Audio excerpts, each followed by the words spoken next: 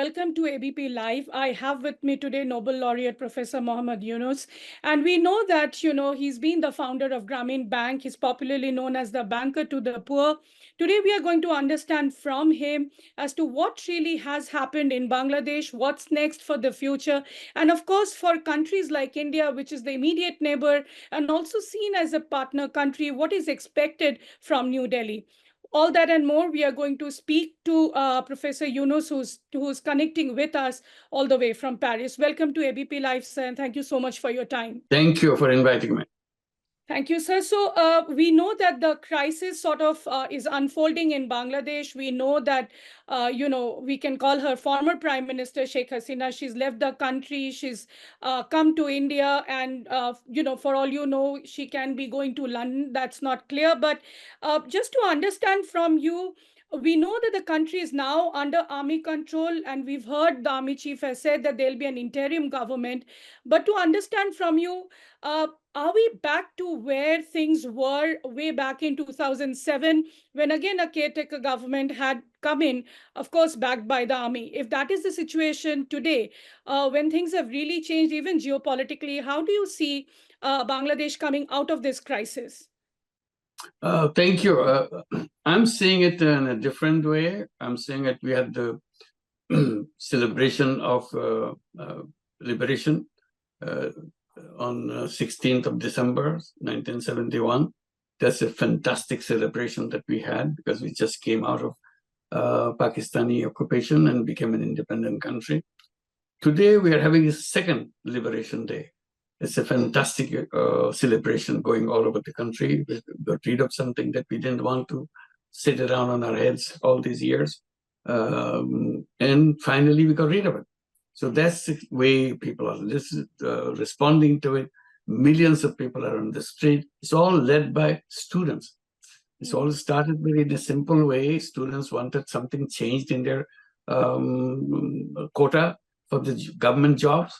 Simple demand, but the way mistreated, mishandled by the government, by attacking them, beating them, shooting them, it grew bigger and bigger.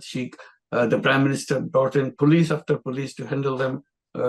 Sound grenades was thrown at them, bullets were thrown at them. People died in the process, and it became bigger. He brought the border guards to control. Again, it became bigger. Many people killed. And then he brought the army and the curfew. So it went on and on with the support and encouragement of the government to make it happen. Ultimately, it became so big, and the demand becomes simple now, not a quota. Resign. You are the one that this created all this mess, so you resign and go. And finally, she had to resign and go. Sir, also, I know the immediate trigger is the job quota, the kind of quotas that were coming in, and then the government tried to pacify. But we've been really watching this unfolding for a very long time. We also saw in January how the court case went against you. And even before that, the way US was saying that there should be a democratic process that should be followed in the January elections. And the fact that there was always this kind of tussle between US and China, and of course, India in between.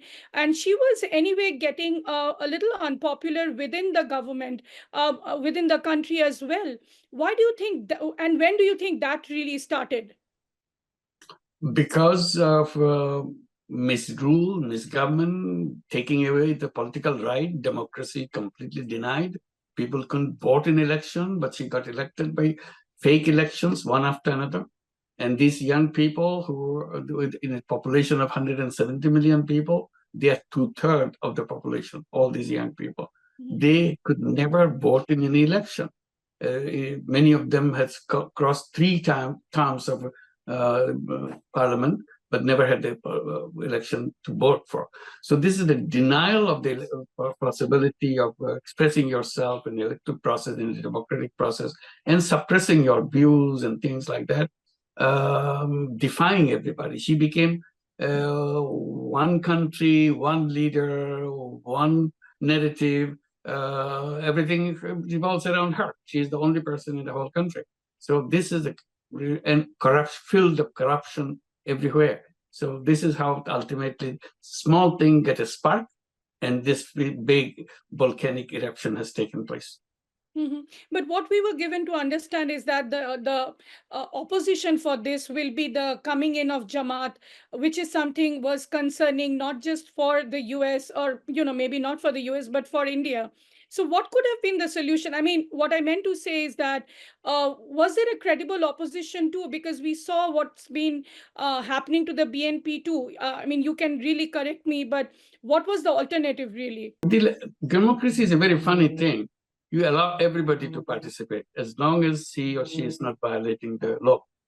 So whether it's a Jamaat, whether it's a PNP, they are citizens of the country. They want to participate in election. They have the chance to participate in a legal way. They are not getting that chance. You're blaming them for this, blaming for that, make up all kinds of stories. The government has become kind of a factory of lie making. People see that through that you do that. It becomes such a common feature of how the government behave in a situation. So they were denied participation. You blame them for this also. If Trump can run in a presidential election, he says things, obnoxious things, but nobody says, oh, he should be denied to the right to run in the election. Nobody says that. This is his right. Whether people like it or not, it's up to the people to decide. You didn't give any chance to people to decide whether they like Jamaat or not. You decided Jamaat is no good. That's the problem. You have to get back to the democratic process. Give them the freedom, every single citizen's freedom to express themselves, form their own political party, express themselves, as long as they don't violate the law. So, but then now to understand from you, Professor, what's next? I mean, we are going to see another army-backed caretaker government. Do you think that will be able to bring any kind of stability? And also, I'm asking this because you are aware the kind of, backlash or, the tensions India is facing in its borders also. People are trying to cross over, and, there are these tensions that you can read the statements from the Border Security Force, the BSF, the kind of problems they are facing. But even then, we were seeing that Bangladesh GDP growth was rising and all that. Do you think now with this kind of setup that will come in, as the army chief has said, that there'll be no emergency, an interim government, a caretaker government will be coming in? How long will that be able to continue unless, until the time stability comes in Dhaka? The way I've been positioning myself and telling people in all this chaos and kind of violence, the demonstrations and killing, the only solution is democracy. Go back to democracy. You cannot solve political problem by guns. You cannot solve the political problem by accusing people and putting them into jail for fake things like that. So we have to get back to democracy and election. So today, that's open the door for opening the thing that we need the elections coming. The students led the way because she will not give any election or election in a fake way. Nobody was convinced by the opportunity they are offered. So this is how all the problems begin. So I would say that let's go back to the election process. And now she has resigned. The election has to take place. And a normal way that we have a procedure called caretaker government. It was put in the constitution to the demands of Awami League, and they succeeded in having the caretaker government in the constitution. But as soon as she was elected, Awami League was elected to the government, and they scattered. So let's put back, because everybody likes that. This is the way to solve the problem of manipulation of the government, manipulation of the election. So this would be my appeal to the country, that please put back this caretaker government and hold a fair and transparent election, so that nobody doubts. Everybody has a kind of celebratory mood to go to the polling booth, casting their vote, and feel happy for their candidate, hoping their candidate will win, watch the television and counting the numbers and so on, because you are part of that process. That process disappeared. Young people don't know how his election is held. They have not seen an election in their life. Mhm. And Professor, how would you see to some of the commentary that's also coming in from various quarters within India and also outside is they're not ruling out a CIA's hand in it or maybe an ISI hand in whatever has happened. How would you like to address those kind of commentary that's coming in? Well, in a situation like that, everybody blames everybody else. If some people talk about CIA, somebody talks about something else, somebody talks about raw from India, so Chinese agents and so on. So that's their game. You play that game. Somebody is doing it because you don't like it, so you say it's raw is doing it. Somebody is doing something you don't like, it's a CIA operator. Those kind of Mhm. things.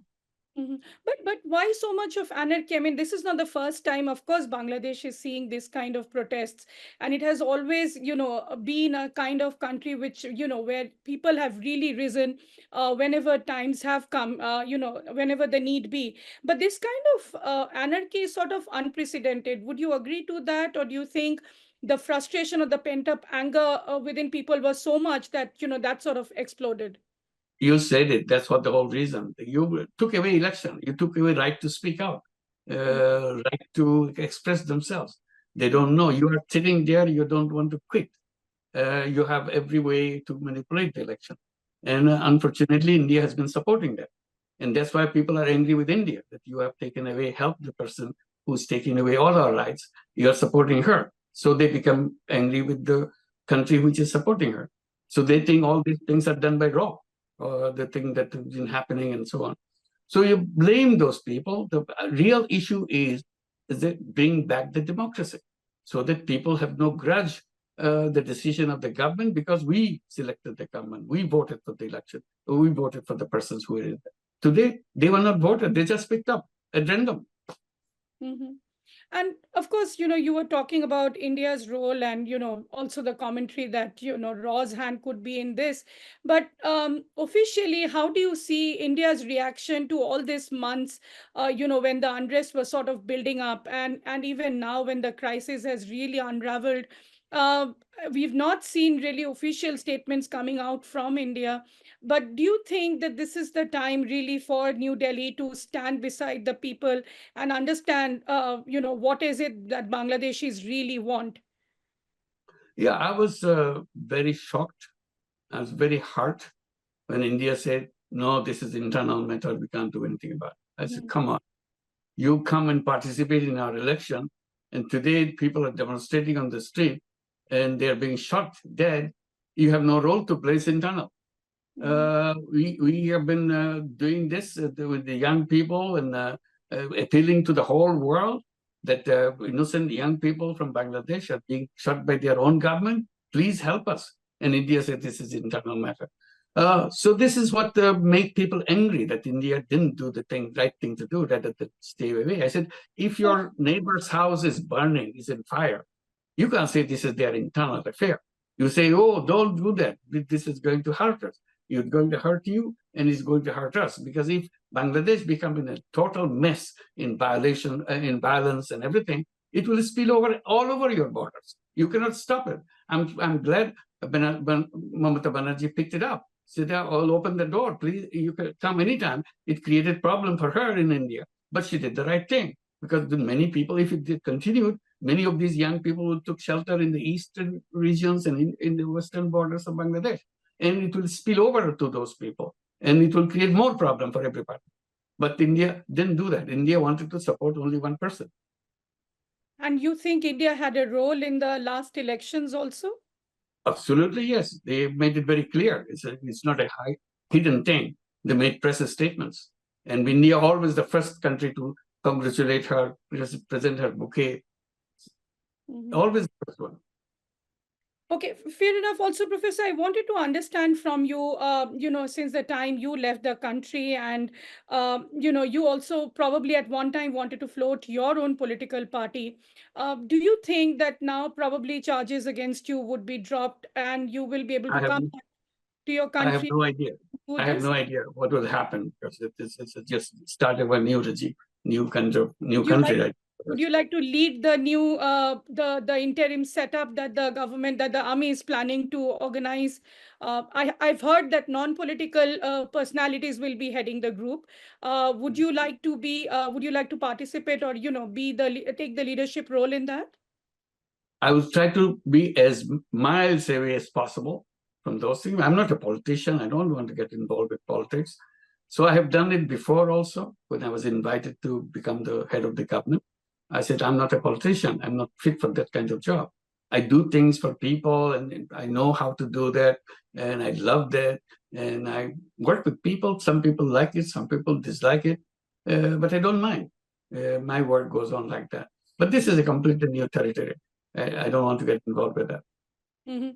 Sir, and my last question to you, I know this is a very difficult time for Bangladesh, but over the years, in the last 10 years or maybe before, but especially now that there is the world is facing multiple wars, rather to say, Bangladesh has a very unique, crucial, and strategic location in the Bay of Bengal.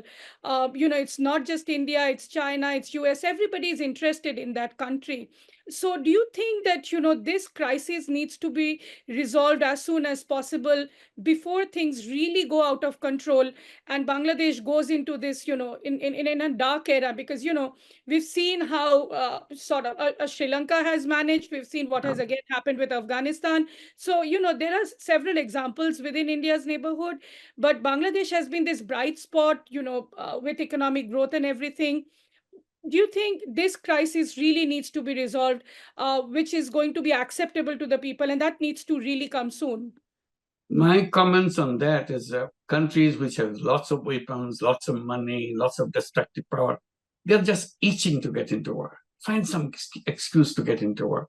So they are the ones who's creating all these problems, countries with lots of defense expenditure and so on. I said, if we wanted peace, that's what we talk about all the time, peace, peace.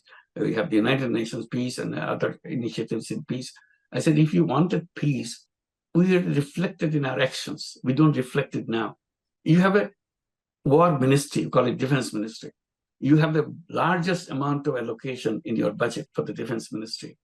And you spend a lot of money to design and make it efficient to kill people. You have a war industry. You have war technology. Make it more sharp, more quick, more people dead. This is where you devoted your money and talent and creativity. If you want peace, where is the peace ministry? You should be having peace ministry in every single government. And their job is to how to protect peace, how to bring peace. And they'll be negotiating with the war ministry, please cool down. We can do the peace here. So it's our mind. It's not about who does what. Our mind is completely kind of way designed. We're always looking for an opportunity for getting into war. So I would say that we have to start from here. We have to create institutions. We have to create policies so that our peace has a chance. And there's a chance, I said, every government should have a peace ministry devoted to developing peace. They will be sending their representative in every country how to build peace with them. And so maybe that will help to neutralize those things. So this is the way I said. And there will be peace industry, there's be peace technology. There's no peace technology, there's no peace industry. So we can do that if we want peace. But what do you think should be the road ahead for Bangladesh in order to become a stable and this important country? Bangladesh doesn't have that war industry. Bangladesh doesn't have those weapons, doesn't have the money to spend. So we'll be in favor of the peace because by default, we cannot fight any war. So we will be in the peace, and this is peace. Peace is our future. We'll be inviting people when they get tense about war making. We go cool them down. This is our responsibility because we get caught into the thing. So that's the role Bangladesh should play. How to bring peace to everywhere, not just in the Bay of Bengal, globally, because something happens somewhere, impacts comes on us. They're fighting in Ukraine, and we suffer from the Ukraine war. So this is how things go on. Well, thank you so much, Professor Yunus. Thank you. It was wonderful to talk to you, and I really hope that Bangladesh comes out of this crisis. And I hope so. I hope so. We need your support. We need your support. We need the support of all Indian people. We're together. We can be the best of friends, India and Bangladesh. We're so close to each other. We believe in the things together. We can do things together. So everything says we will be the best of friends instead of turning into another relationship as the worst of enemies. Why should we? There's no reason to do that. So that's where our government should learn that putting all your thing on the one person to succeed, irrespective of what she does, is not a good policy. You should be dealing with the people of Bangladesh, not Prime Minister of Bangladesh. Please change your policy. You need it. Well, since you said that, just to, before closing this, you still think that Bangladesh is really, now that, we've seen people rising, we are sensing a lot of hatred towards Indians also. Do you think that really needs to go, if the country has to really, be developed in the sense that, you cannot create an acrimony with India end of the day? Sure. It doesn't make any sense to have any acrimony with India. India is our best friend. Why should we have trouble? India is a big country. We have many things to share with India, benefit from India. We don't want India to be our enemy. So we want to be the closest friend because that's what the nature has built us. We share things together. We enjoy things together. So let's change our policies, get together, where we are going wrong. Why should we push one person to succeed and everybody else to be ignored? It's a nation, not a person. Thank you. Sure. Thank you so much for talking to us. Please Thank you very much. For exclusive and insightful videos, subscribe to our new channel, ABP Live Premium.